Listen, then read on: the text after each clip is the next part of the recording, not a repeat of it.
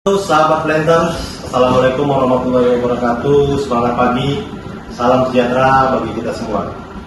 Ketemu lagi dengan saya Dino Raja Siregar dari PT PN 4 Regional 2. Pada sesi kali ini kita akan membahas terkait modul fungsional dalam rangka memenuhi tugas dari PLDP 3 pendukung bisnis angkatan 12 tahun 2024. Modul yang pertama kita bahas adalah tentang corporate law terkait hukum dan perizinan.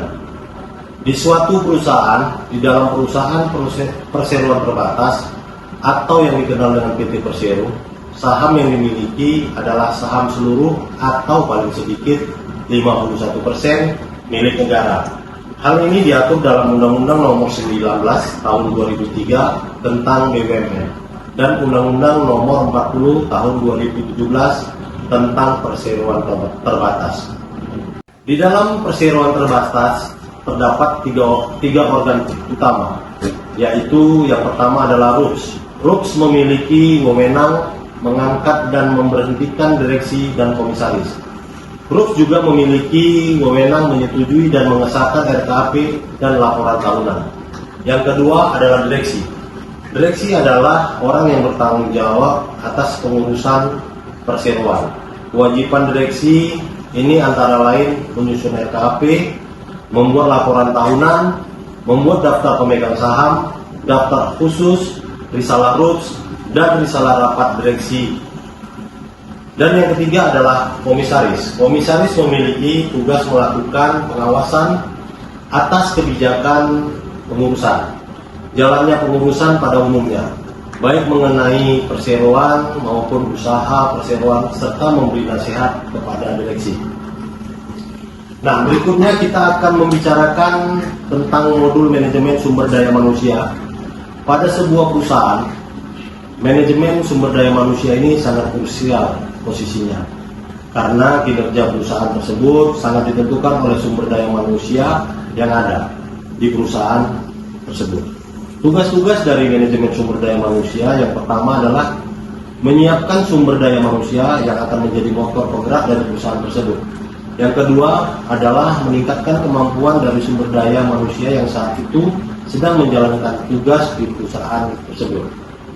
Yang berikutnya adalah memastikan bahwa sumber daya manusia yang ada di sebuah perusahaan itu tepat guna dan tidak berlebihan untuk dapat memaintain fixed cost dari perusahaan tersebut, dan juga meningkatkan efektif dan efisiensi kinerja dari perusahaan tersebut.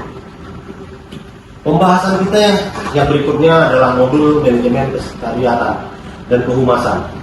Kata sekretaris berasal dari bahasa Latin, yaitu secretum, yang memiliki arti rahasia. Pengertian sekretaris secara terminologi adalah orang yang harus dapat menyimpan rahasia pimpinan ataupun perusahaan yang tidak perlu diketahui oleh orang atau pegawai yang lain. Adapun fungsi sekretaris adalah yang pertama, membantu meringankan tugas-tugas pimpinan, juga sebagai alat pelaksana pusat ketatausahaan. Tugas sekretaris yang kedua adalah mengadakan pencatatan dari semua kegiatan manajemen sebagai pusat dokumentasi dan menangani informasi untuk pimpinan.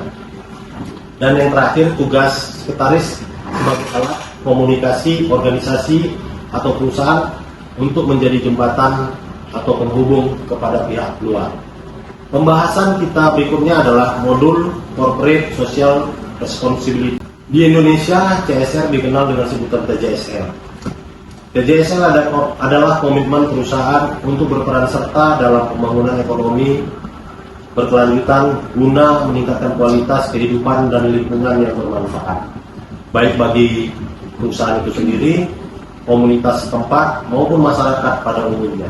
Atau kata lain, TJSR merupakan tanggung jawab perusahaan untuk ikut dan berperan serta dalam mengembangkan dan mensejahterakan masyarakat dan lingkungan di sekitar tempat perusahaan tersebut beroperasi untuk mendukung pembangunan yang berkelanjutan. Pembahasan kita berikutnya adalah modul pengadaan barang dan jasa. Jika berbicara tentang pengadaan barang dan jasa, Ini sangat identik dengan supply chain atau rantai pasok. Sebagai pendekatan menyeluruh dari operasi organisasi manajemen rantai pasok atau supply chain management digambarkan dalam siklus manajemen. Yang pertama adalah plan, source, make, dan deliver.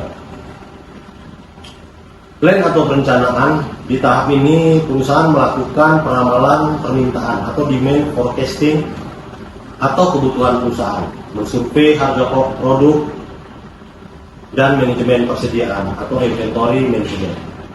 Lalu yang berikutnya tahap source atau mencari sumber. Di tahap ini perusahaan harus mencari sumber-sumber dari kredit dan koleksi pengadaan. Yang berikutnya make atau membuat. Di tahap ini perusahaan harus membuat desain produk, penjadwalan produksi dan manajemen fasilitas. Dan proses yang terakhir adalah deliver atau mengantarkan. Di tahap ini perusahaan harus melakukan manajemen pesanan dan jadwal pengiriman.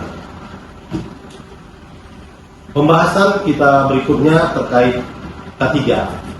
Nah, K3 ini menjadi penting bagi sebuah perusahaan karena dengan menerapkan K3 yang baik dan tepat, sebuah perusahaan dapat menjalankan operasional bisnisnya atau proses bisnis dengan baik pula, dan juga dapat meminimalisir adanya ancaman ataupun bahaya kerja dari setiap karyawan yang bekerja untuk perusahaan tersebut.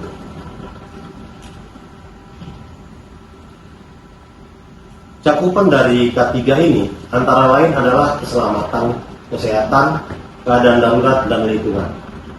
Pembahasan kita berikutnya terkait sistem informasi manajemen. Pembahasan kita berikutnya terkait sistem informasi manajemen. Pada dewasa ini, kenapa sistem informasi ini sangat penting? Karena persaingan bisnis pada saat ini sangat mengharuskan sebuah perusahaan itu dapat memperoleh informasi dengan cepat dan memperoleh informasi dengan tepat pula. Sehingga perusahaan tersebut pun harus dituntut untuk dapat mengeluarkan kebijakan dan keputusan dengan cepat dan tepat. Khususnya untuk PTPN. Ada beberapa hal yang sangat relate sekali dengan sistem informasi manajemen. Yang pertama itu terkait dengan AU, akunting umum, lalu terkait dengan PB, pengendalian barang, dan juga terkait dengan RAB, RKAP, serta LM. Itulah beberapa hal yang menjadi aspek-aspek dari modul fungsional kita kali ini. Terima kasih, sampai jumpa. Wassalamualaikum warahmatullahi wabarakatuh. Salam Planters.